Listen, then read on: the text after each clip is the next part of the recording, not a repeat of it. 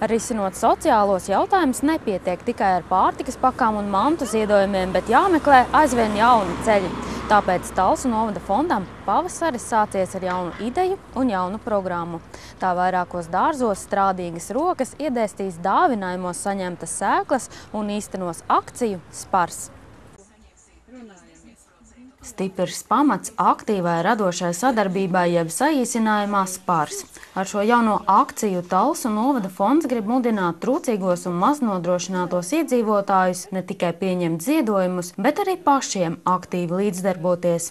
Saņemot šo dāvinājumu, tad tālāk pašiem būtu jārūpējas visas vasaras garumā, lai tad tā raža, kas rudenī nāktu gatava, tad arī tiktu celt ģimenes galdā. Redīsi, gurķi, salāti, dilles, kartupeļi un bietes. Šos dārziņus savā pushektāru lielajā dārziņā vēlas iestādīt viena no pirmajām akcijas interesantēm. Cik jūs esat ģimenē? 5.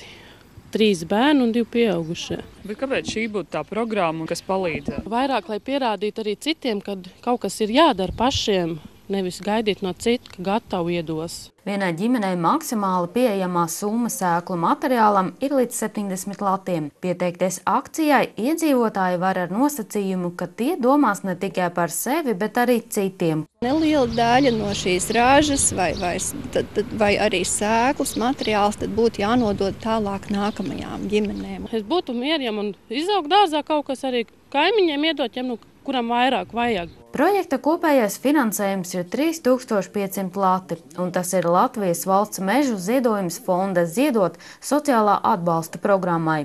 Un šī Talsu novada fonda ideja šobrīd ir vienīgā Latvijā.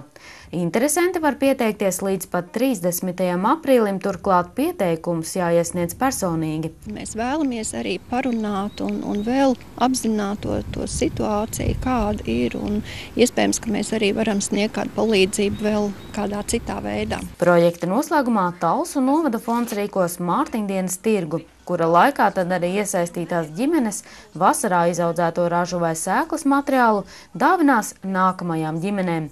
Sanita Liepiņa, Dace Mieriņa, Jurģis Rudaks, Talsu televīzija.